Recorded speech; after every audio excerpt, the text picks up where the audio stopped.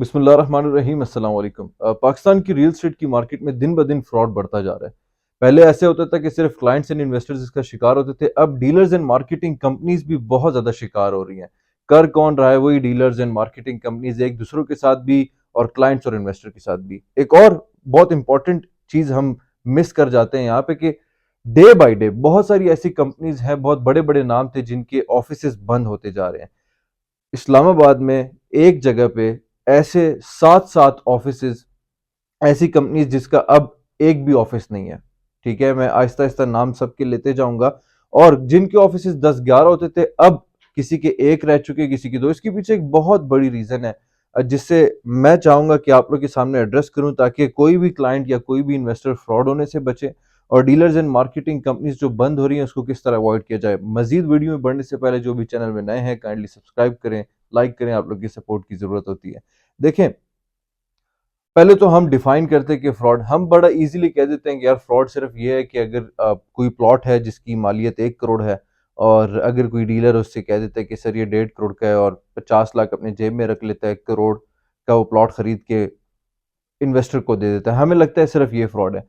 लेकिन मार्केट में बहुत सारे ऐसे फ्रॉड हो रहे हैं। चंद मैं आपके साथ इश्यूज शेयर करना चाहूंगा जो कि रियल टाइम इश्यूज हैं। जैसे लाहौर स्मार्ट सिटी के टाइम पे ऐसा हुआ था कि एंड डेट्स आ गए थे बैलेटिंग के, और बहुत सारे ऐसे ओवरसीज क्लाइंट्स थे जिनको नहीं था आइडिया कि यार मैं किस पे भरोसा करूं, किस पे नहीं करूं। एंड डीलर्स ने ऐसा किया कि उनको कहा कि आप मुझे इंस्टॉलमेंट भिजवाएं, मैं आपको 10% डिस्काउंट दूंगा। दूसरे ने कह दिया मैं आपको 12% डिस्काउंट दूंगा। यहाँ पे इन्वेस्टर्स की भी थोड़ी बहुत गलती होती है कि वो 50 लाख, 60 लाख, 40 लाख डीलर्स इकट्ठा करते हैं एक एक बंदे से। लाहौर स्मार्ट सिटी की बैलेटिंग से पहले समवेयर अराउंड 13 करोड़ एक आम से डीलर ने मैनिपुलेट किया इन्वेस्टर्स के माइंड को। ओवरसीज, बेचारे ओवरसीज के साथ अक्सर इस तरह होता है कि उनको मैनिपुलेट किया, बैलेटिंग की अमाउंट मंगवाई, और ना तो उनके प्लॉट्स फेक रिसीट्स बनाई, और ना तो उनके प्लॉट्स फिर बैलेटिंग पे आए, ना तो उनके पैसे वापस आए। अब उन लड़कों का नाम भी नहीं पता। दूसरी बात यह कि ऐसी तेज मार्केट में भी पिछले दिन हुई। लाहौर स्मार्ट सिटी के महीने 2 महीने पहले की बात है कि एक शख्स थे इस्लामाबाद में, वो फाइल्स सस्ते रेट पे लोगों को दे रहे होते थे। फॉर एग्जांपल 2160 का रेट, जो 21,60,000 वाला 5 मरले का रेट था, वो उस वक्त ऑन चल रहा था 3 लाख का। वो मार्केट में कोट करता था मैं 2.5 लाख का आपको दूंगा, मुझे टोकन शेयर कर दें, लेकिन टोकन लाख से कम ना हो। ठीक है, उसने एक मंथ में तकरीबन 150 डीलर्स के साथ फ्रॉड किया। और एक आम सा बंदा था जिसको मार्केट में 6 महीने का टाइम हुआ था इस्लामाबाद की मार्केट में, और उसने 1.5 करोड़ का पैसा इकट्ठा किया टोकन्स की एवज में। ये हो रहा है। मैं स्पेशली क्लाइंट्स और इन्वेस्टर्स को कहूंगा कि पहले भी मैं आप लोग को मना करता था कि सस्ते कंसल्टेंट के पास ना जाएं। फॉर एग्जाम्पल, एक चीज की कीमत है लाख, अगर कोई आपको कहता है 80,000, तो आप उसके पास ना जाएं, लाख पे कर लें, ताकि आपका फ्यूचर सिक्योर हो। फ्यूचर सिक्योर होने का मतलब होता है ना तो आप फिर बैलेटिंग के वक्त धक्के खाते हैं, ना तो आपको इंस्टॉलमेंट्स के वक्त धक्के खाने होते हैं, ना तो आपको पोजीशन के वक्त धक्के खाने होते हैं, ना तो आपको, क्योंकि पाकिस्तान है, अच्छा नाम भी होता है, वो फ्रॉड कर जाता है आपको। तो एक अच्छा कंसल्टेंट आपको बिफोर हैंड ये बता सकता होता है कि यार सर, अभी हमें बेशक ये प्रोजेक्ट अच्छा है, हमें यहाँ से एग्जिट कर लेना चाहिए, क्योंकि वाइब सही नहीं आ रही, या मार्केट की जो ट्रेंड है वो सोसाइटी की ठीक नहीं जा रही, और अपना पैसा निकाल लें। पहले तो मैं कहता था कि डिस्काउंट वाले बंदों के साथ, अब मैं स्पेशली आपको इसलिए कहूंगा क्योंकि कुछ डीलर्स हैं, कुछ मार्केटिंग कंपनीज हैं जो पैसा इकट्ठा कर रहे हैं। कोई दुबई भाग रहा है, कोई यूरोप भाग रहा है, और क्लाइंट और इन्वेस्टर यहीं भी रह जाते हैं।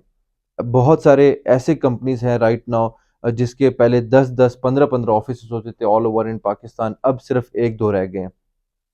रेंटल की मैं हमेशा खिलाफ होता था, क्योंकि उसका जो कॉन्सेप्ट है, अकॉर्डिंग टू मी, हर किसी का अपना ओपिनियन होता है, सूद के हिसाब से होता है। ठीक है, क्योंकि आपको उस चीज का कब्जा कभी भी नहीं मिलता। ऐसी ऐसी कंपनीज हैं जिन्होंने अरबों रुपए का फ्रॉड किया। मैं नाम लेना चाहिए या नहीं लेना चाहिए? अगर बीप की आवाज आई, दैट मीन्स वो नाम हटा दिया गया है फॉर सर्टेन रीजंस। तो उन्होंने 22 करोड़ का फ्रॉड किया। एक और कंपनी थी, उन्होंने 12 अरब रुपए का फ्रॉड किया। गुलबर्ग के बारे में तो सब लोग जानते हैं, 10 माह पहले ऐसा हुआ। अब चूंकि बहुत सारी सोसाइटीज में आप लोग की बुकिंग्स हो चुकी हैं, और अब या तो बैलेटिंग का टाइम पीरियड है, या तो पोजीशन का टाइम पीरियड है, जिसमें आप इंस्टॉलमेंट्स देते हैं। कभी भी उस डीलर को आप इंस्टॉलमेंट्स ना दें जो आपको कहे कि मैं आपको इंस्टॉलमेंट में मैक्सिमम डिस्काउंट लेके दूंगा, अनलेस एंड अनटिल आप उसके साथ बहुत पुराना काम कर रहे हो। बहुत पुराना का मतलब ये है 2 साल, 3 साल, 4 साल, 5 साल। क्योंकि इसको आप बहुत पुराना ना कहिएगा 6 महीने, 7 महीने का, क्योंकि रिसेंटली एक और फ्रॉड हुआ था जिसमें एक डीलर था, वो मार्केट में ट्रेडिंग करता था और अपने इन्वेस्टर्स को लाख के पीछे 5,000, 10,000, 10 लाख के पीछे 50,000, 60,000 निकालता था। ये 6-7 महीने उसने करता गया रेजिडेंशियल प्लॉट्स पे। अचानक उसने अपने 15 क्लाइंट्स को कॉल किया, क्योंकि 15 एफएक्टीज जो हमारे नॉलेज में है, और हर एक को कमर्शियल पिच किया कि सर इसमें अगर आप 60 लाख रुपए लगा दें तो विद इन अ मंथ आपको इसमें से 10 लाख रुपए बच जाएंगे।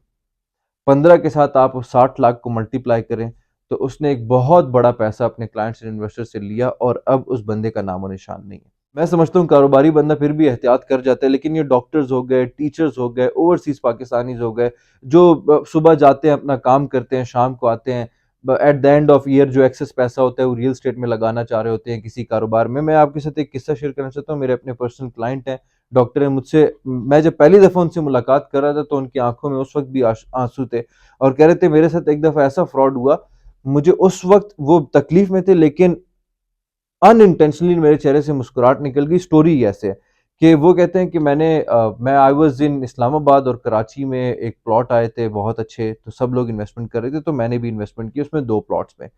बैक इन 90s में उन्होंने समय अराउंड 26 लाख रुपए लगाए थे। कहते 26 लाख रुपए जब मैंने इन्वेस्ट किए तो मेरे आसपास के कुलीग्स भी कह रहे थे काफी अच्छा प्रॉफिट हो गया। तो 1.5 साल 2 साल बाद मैंने सोचा कि मैं अपना प्लॉट देखने जाऊं। He went to Karachi. Karachi जब वो गए तो उस डीलर से मुलाकात की। डीलर ने कहा कि अभी तो राइट नाउ मैं फ्री नहीं हूँ, बहाने बनाए। और उन्होंने कहा कि डॉक्टर ने कहा मैं एक ही दिन के लिए आया हूँ तो आप मुझे दिखा दे। डीलर ने कहा कि मैं अभी फ्री नहीं हूँ। Dealer left. उन्होंने एक और डीलर से मुलाकात की, मैप दिखाया डॉक्टर ने कि यार ये मेरा प्लॉट है, ये मैं देखना चाहता हूँ तो काइंडली मुझे गाइड कीजिएगा। तो डीलर उनको लेके गए, ट्रैवल किया उन्होंने, घंटा 1.5 घंटे का ट्रैवल किया। जब उतरे तो समंदर के किनारे डॉक्टर साहब को उतारा और डॉक्टर साहब को कहा कि वो आप देख रहे हैं, और साहिल की तरफ इशारा किया। और डॉक्टर साहब ने कहा क्यों, वहां पे क्या हो? कहते नहीं नहीं अभी नहीं, एक मिनट पानी पीछे चला जाए। जब साहिल पीछे पानी समंदर का फिर से पीछे गया तो वहां पे जो गीली जमीन पड़ी थी, तो डॉक्टर साहब को कहते हैं मैप के अकॉर्डिंगली आपकी जमीन वो है। डॉक्टर साहब बेचारे ने, क्योंकि उन्होंने 26 लाख 90s में लगाए थे, उसकी वर्थ आप खुद सोच सकते हैं क्या। 1.5 साल 2 साल बाद जब प्लॉट देखने गए तो वो साहिल के किनारे में, समंदर के किनारे में उनको प्लॉट दिखा रहे थे। तो इस तरह डॉक्टर्स के साथ, ओवरसीज के साथ, बिकॉज उनके पास वक्त नहीं होता तो वो ढूंढ रहे होते हैं किसी ऐसे बंदे को जिन पे हम ट्रस्ट करें, और ट्रस्ट पे फिर दुनिया मार देती है आपको। तो ये सारी की सारी चीजें, बहुत छोटी सी मैंने आपको एग्जांपल बताई है। तो क्लाइंट्स और इन्वेस्टर्स को मैं ये कहूँगा कि एक तो सस्ते इंसान के पास अभी ना जाइएगा, ये वक्त सस्ते इंसान के पास जाने का नहीं है, ठीक है। दूसरा, किसी ऐसे बंदे पे ना भरोसा कीजिएगा जो अभी फ्रेश आपके पास आ रहा है। कुछ अरसे पहले जब रियल एस्टेट बूम में था ना, तो जिस बंदे का कारोबार रियल एस्टेट था भी नहीं तो वो लोग भी इन्वॉल्व हो गए थे इस चीजों में।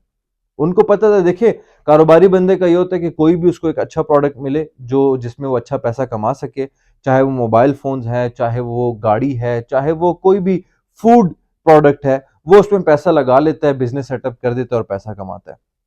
कुछ अर्से पहले रियल एस्टेट बहुत ज़्यादा बूम में थी, तो आम इंसान जो कि रियल एस्टेट के बारे में कुछ भी नहीं जानता, उन्होंने भी ऑफिस ओपन किए थे अपने, और कोई भी सोसाइटी है उसका प्रोडक्ट लिया, रेजिडेंशियल, कमर्शियल, और अपने क्लाइंट्स को, अपने इन्वेस्टर्स को देता गया और पैसा बनाता गया।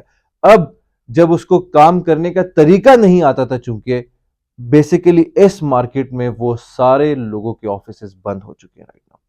जैसे कि अब 4 महीने पहले गाड़ियों का बिजनेस बहुत ज्यादा तेजी से बढ़ रहा था, गाड़ी में लोगों ने बहुत ज्यादा पैसा लगाया। मैं जानता हूँ लेट अलोन पेशावर में, लेट अलोन इस्लामाबाद में कितने गाड़ियों की डीलरशिप में इजाफा हुआ है।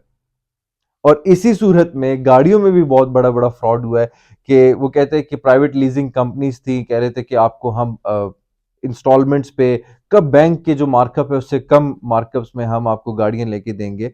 तो राइट नाउ पाकिस्तान की सिचुएशन ऐसी है कि हर बंदा फ्रॉड कर रहा है। बिजनेसमैन, वो बिजनेसमैन जो पहले दूसरी दफा सोचता नहीं था कि मैं पैसे लगाऊं, अब वो 3 दफा सोचता है, और मेरी ख्वाहिश है वो 4 दफा सोचे। लेकिन इसका ये मतलब बिल्कुल भी नहीं है हम कारोबार में पैसा डालना बंद कर दें। कारोबार पे अल्लाह ताला की अपनी तरफ से दुआ है। अल्लाह ताला ने 98% पैसा कारोबार में रखा हुआ है, और हमें इंसानों से गुरेज करना है, कारोबार से गुरेज नहीं करना। ठीक हो गया। तो रियल स्टेट में मैं समझता हूँ कि राइट नाउ आपने कदम फूक फूक के चलाने हैं, और कोई भी शख्स आपको अगर कोई भी लालच देता है, ठीक है, पहले तो आप खुद लालच लालच में ना जाएं, क्योंकि कहते हैं कि अगर लालची बंदा जिंदा है, नौसरबाज का पेट भरा रहता है। तो आप प्रॉफिट्स की तरफ देखें, आप डिस्काउंट्स की तरफ ना देखें। कोई भी कंसल्टेंट आपको डिस्काउंट का कहता है, गोली मार दें उसको। कोई कंसल्टेंट आपको प्रॉफिट्स का कहता है, तो उसका आप पास्ट पोर्टफोलियो देखें कि इसने किसी बंदे के लिए जो प्रॉफिट्स हैं वो जनरेट किए भी हैं या नहीं किए, तब आप अपना स्टेप लें। इंशाल्लाह आने वाले वक्त में मैं एक बहुत खुशखबरी आप लोग के साथ शेयर करूंगा, related to me and related to real estate of Islamabad and Lahore. Stay connected. Jazakallah.